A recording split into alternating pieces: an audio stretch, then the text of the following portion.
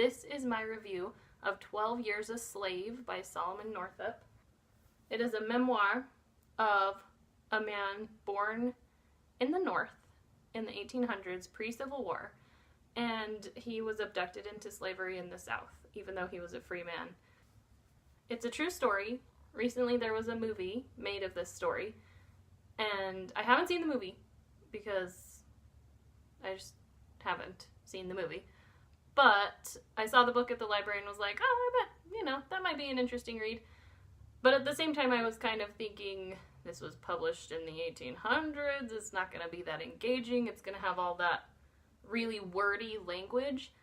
But then I started to read it, and it was actually really engaging. It really sucked me in, and I was very invested in the story of Solomon, or as he comes to be known in his slave days, as Platt. I found this to be a really thought-provoking story, and I like a story that is thought-provoking without presenting me with a really strenuous moral dilemma. Obviously, slavery is wrong and difficult, and we don't have that in American society, but it is thought-provoking into human nature. One of the statements that really caught my eye in the book, and that actually turns out to be an often referenced quote from 12 Years a Slave, is, "It is not the fault of the slaveholder that he is cruel, so much as it is the fault of the system under which he lives." And that got me thinking about how much we're really a product of our own free thinking, and how much we're a product of our society and our social norms and what we're raised to be. This book also portrays some different motivations that people might have for what they do. So Northup in his memoir talks about the first slaveholder that he was forced to live under was actually not too bad a guy. I mean, other than the fact that he held slaves, of course. He treated his slaves kindly, and they were willing to work for him and would even go above and beyond what they were asked because they knew that it would come back to them in his treatment of them. And they knew that he would treat them well, especially if they did well.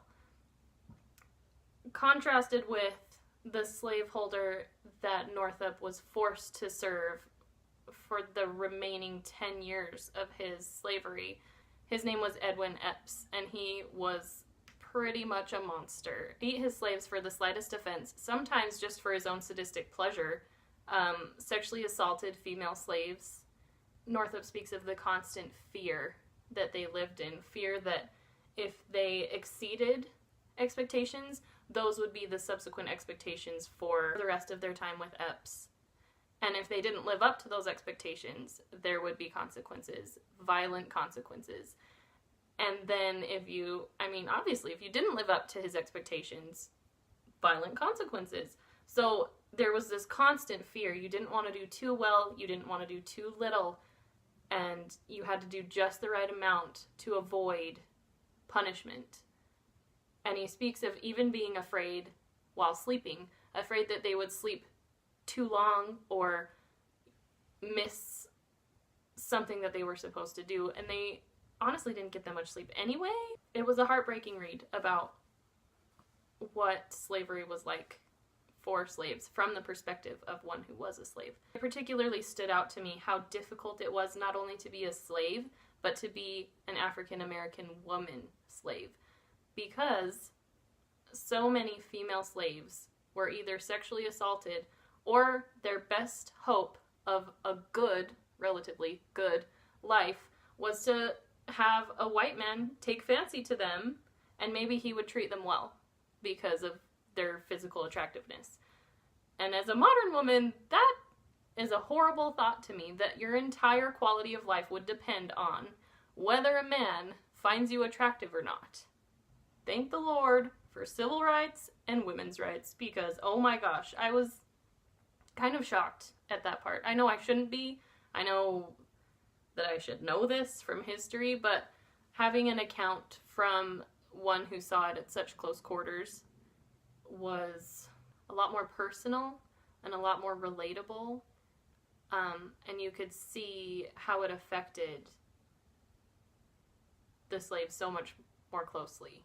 than just reading it or learning about it in history. You know, we know that female slaves were sexually assaulted. We know that slaves were beaten and treated horribly, and their living conditions were dire.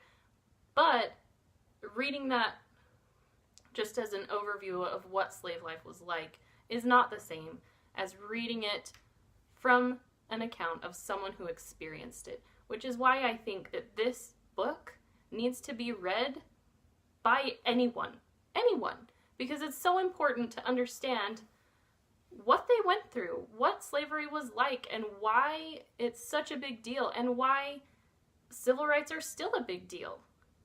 And not only that, it's part of American history, and as such, I feel we need to know our history. We need to know where we've been and what we've done, and understand what that means for us today. Like I said, this book was much more engaging than I anticipated it would be, and I really wanted to read it from start to finish. I had to put it down several times because life, but I really recommend this book. It was so good. For being published when it was, I think, 1853, oh my gosh, it was so good. Read it. Read it. For real. Thanks for watching.